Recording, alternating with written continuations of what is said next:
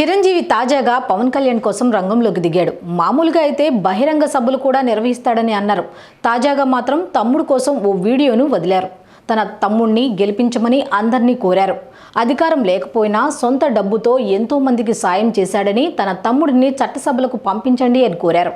కొణిదెల పవన్ కళ్యాణ్ అమ్మ కడుపున ఆఖరివాడిగా పుట్టిన అందరికీ మంచి చేయాలి, మేలు జరగాలి అనే విషయంలో ముందువాడుగా ఉంటాడు. తన గురించి కంటే జనం గురించి ఎక్కువగా ఆలోచించే మనస్తత్వం నా తమ్ముడు కళ్యాణ్ బాబుది. ఎవరైనా అధికారంలోకి వచ్చాక ప్రజలకు ఏదైనా చేయాలనుకుంటారు. కానీ కళ్యాణ్ తన సొంత సంపాదనని కౌలు రైతులు కన్నీళ్లు తుడిచేందుకు ఖర్చు పెట్టడం, సరిహద్దు దగ్గర ప్రాణాలొడ్డి పోరాడే జవాన్ కోసం పెద్ద మొత్తం అందివ్వటం, అలాగే మత్స్యకారులు ఇంకా ఎందరికో తాను చేసిన సహాయం చూస్తుంటే ఇలాంటి నాయకుడు కదా జనానికి కావాల్సింది అనిపిస్తుంది. ఒక రకంగా చెప్పాలంటే సినిమాలోకి తను బలవంతంగా వచ్చాడు, రాజకీయాలు మాత్రం ఇష్టంతోనే వచ్చాడు.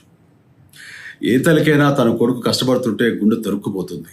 అలాగే ఏ అన్నకైనా తన తమ్ముడు అనవసరంగా మాటలు పడుతుంటే బాధ వేస్తుంది.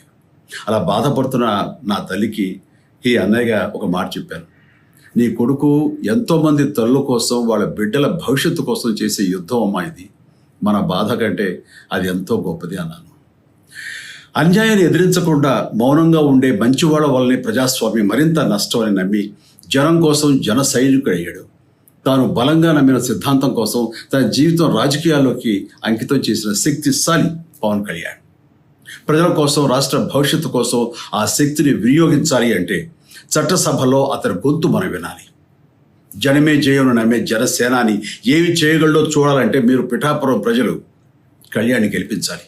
మీకు సేవకుడుగా, సైనికుడుగా అండగా నిలబడతాడు. మీకోసం ఏమైనా సరే కలబడతాడు, మీ కళ నిజం చేస్తాడు. పిఠాపురం వాస్తవ్యులకు మీ చిరంజీవి విన్నపం, గాజు గ్లాసు గుర్తుకి మీ ఓటు వేసి పవన్ కళ్యాణ్ని గెలిపించండి. జై హింద్.